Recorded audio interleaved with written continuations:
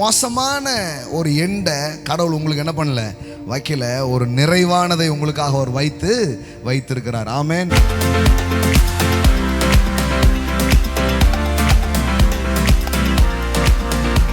தற்காலிகமாக உங்கள் வாழ்க்கையில் நடக்காமல் போன ஒரு காரியங்களால் அவ்வளோதான்ற முடிவுக்கு வராதிங்க. இன்னும் முடிவு வரல தம்பி, டீ இன்னும் வரல. ஆமாம், அதனால் எதுவும் முடிஞ்சு போகலை. வேதம் சொல்லுகிறது, உத்தமனை நோக்கியிரு, செம்மையானவனை பார்த்திரு, அவன் முடிவு சமாதானமே. அவன் முடிவு சமாதானமே. ஆமென். எல்லாம் சொல்லுங்க, எனக்கு ஒரு சமாதானமான முடிவை என் தேவன் வைத்திருக்கிறார். ஆமென். அவர் அறகுறையாவோ பாதியிலையோ அவர் எதையும் முடிக்கவே மாட்டார். சொல்லுங்க, என் முடிவு சமாதானம். ஆமென். ஒரு மோசமான ஒரு எண்டை கடவுள் உங்களுக்கு என்ன பண்ணல, வைக்கல. ஒரு நிறைவானதை உங்களுக்காக அவர் வைத்திருக்கிறார். ஆமென். எல்லாம் சொல்லுங்க, ஷலோம். ஆமென். சமாதானம். ஆமென்.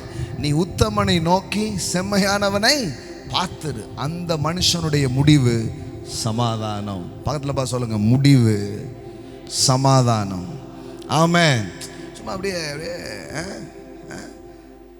சொல்லுங்க, குழம்பு வைக்கிறத பார்த்தா நமக்கே பதட்டமாக இருக்கும். இது ஏன் சாப்பிட போகிறோம் அப்படின்ட்டு என்னத்தெல்லாமோ பண்ணிக்கிட்டு இருப்பாங்க. அதெல்லாம் கிச்சன் பக்கம் போகக்கூடாது.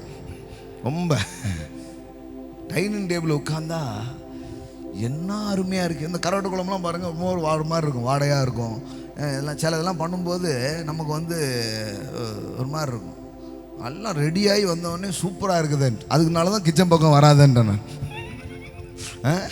அதனால் சில நேரம் என்னென்னு ரொம்ப உத்து பார்த்தா கடவுளுடைய செயல்கள் நிறைய நேரம் புரிய மாட்டேங்குது. அவர் சொல்ல, நீ இது ரொம்ப உத்து பார்த்துட்டு இருக்க, அங்கே உட்கார், சமைச்சு கரெக்டாக வரும், சாப்பிடும். ஆமென். சிலது ஆழமாக தெரிஞ்சுக்கிறோன்னு கடைசியில் பள்ளத்திலே போய் கிடக்குது. ஆழமாக நான் அப்படின்ட்டு, என்ன ஆழமா ஒன்றும் புரியலன்னா அமர்ந்துருங்க. ஆமென். அமர்ந்திருந்து நானே தேவன் என்று அறிந்து கொள். ஆமென். ரொம்ப போட்டு மண்டையை போட்டு என்ன பண்ணாத, குழப்பாத. நான் உனக்காக வச்சிருக்கிறது உன் மூளை கணக்கை விட பெருசு.